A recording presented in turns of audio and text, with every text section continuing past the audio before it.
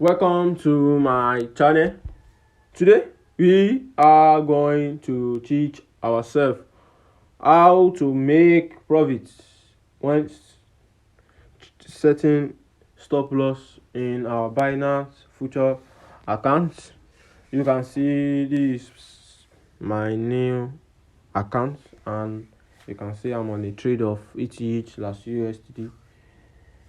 So how we can improve, maybe increase our PNL, that mean our profits. When you must be already in profit when trading that futures account, maybe that specific coin, you must already be in profit. Just click on your stop loss,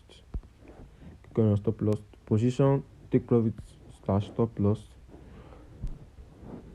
This is what you consider. Just look at your entry price and the mark price. You can see that the mark price is 1708. Click on the stop loss. I'll just set it to 1702, or let's say let's just change it to 703. Let's change 703.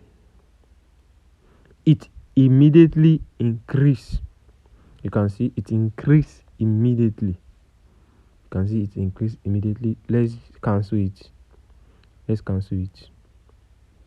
You see the profit decrease. Let's set it again. Let's try it again. Let me just set this time to 705. Let me just set it to 705 this time.